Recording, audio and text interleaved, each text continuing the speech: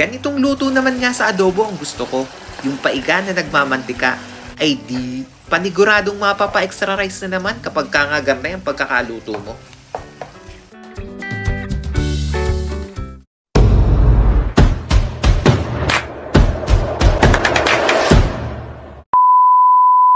Ay ano ka mga tropa, kamusta ka kayo? Ako si Andy, isang OFW dito sa bansang Israel. Ay di, samahan nyo nga ako sa isang craving satisfied video.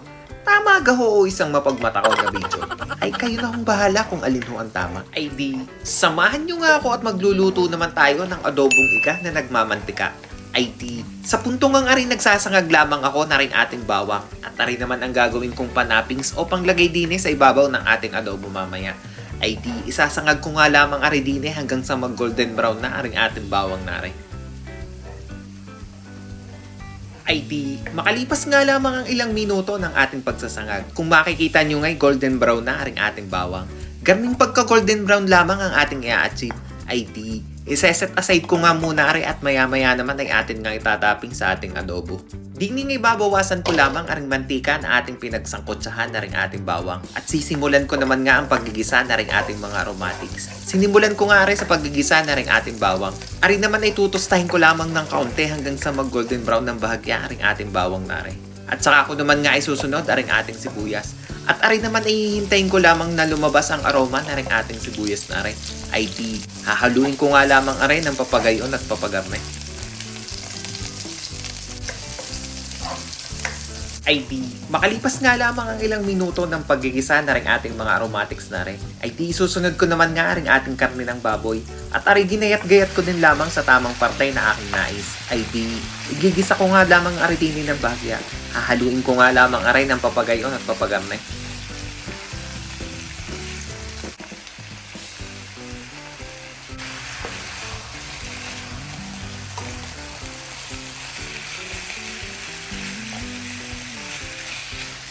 Ay di naman nga sa puntong aray, dilalagyan ko lamang aray ng paminta. At saka ko naman aray lalagyan din ng kaunting magic sarap. At buburburan ko rin nga aray ng kaunting asin.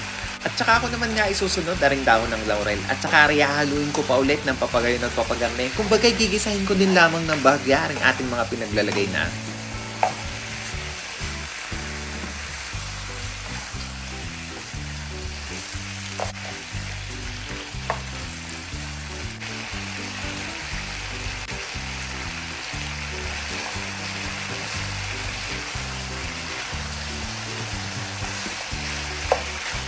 Ay di, makalipas nga lamang ang ilang minuto ng ating paggigisa, ay di ibubuhos ko naman nga ring ating toyong are.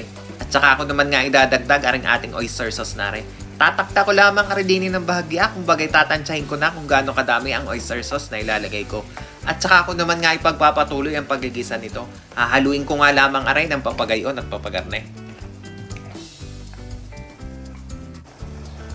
Di, makalipas nga lamang ang ilang minuto ay kulo ang kuluan na rin ating pinaglalagay na toyo kanina. Ay di dadagdagan ko naman nga rin ng kaunting tubig. At saka ako naman nga ilalagay aring ating nor cubes na rin. At ari ang mag-i-enhance pa sa lasa na rin ating adobong are. Ay di tatakpan ko nga lamang are at hahalu-haluin ko din lamang ng bahagya at nang sa ganun ay magpantay ang pagkakaluto ng ating karne ng baboy na rin.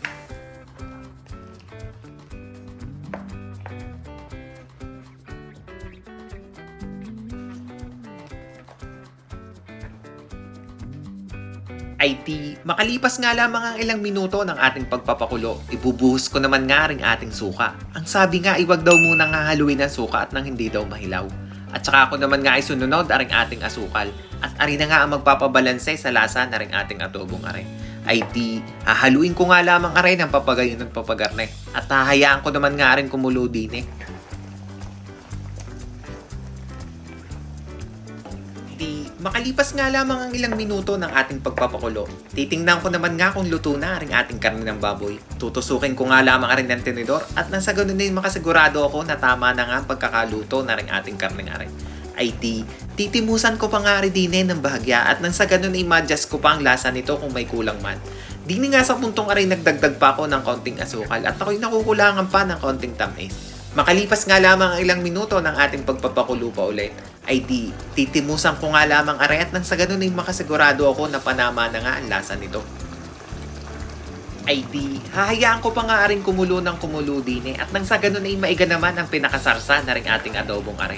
At ay hintayin ko din lamang na maglabas ng sariling mantika aring ating karne ng baboy. Ay di, hahaluin ko pa nga rin ng kaunti din at nang sa ganun ay hindi naman kumapit ang pinakasarsa na rin sa ating kawali. Ay di, maiba naman nga tayo. Ay di, para naman nga sa mga magtatanong ng full recipe na ring ating adobo na paiga na nagmamantika, ay di, huwag niyong kalimutang bisitahin yun dun sa may baba sa may description below. At makikita nyo na ang tamang sukat at sangkap na mga pinaggagamit ko din sa ating nagmamantika at paigang adobong are.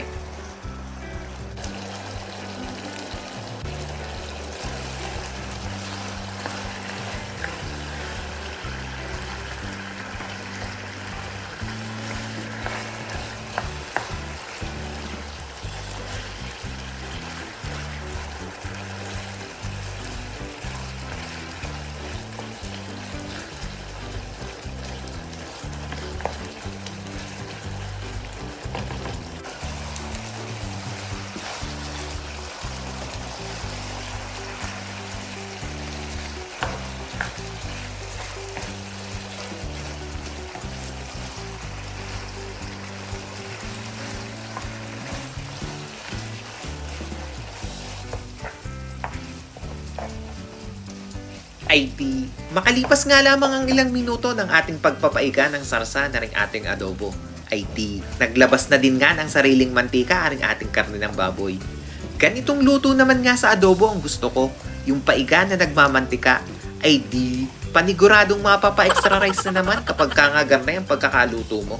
Ay di are, at ready to serve na nga ang ating paiga at nagmamantikang adobo. Ay paano mga tropa? Ay di are aking titimusan na. IT. Salamat na rin nga pala sa inyong panonood ay huwag niyong kakalimutang mag-subscribe at nang tayo dumami na. Ay siya, dyan na muna kayo.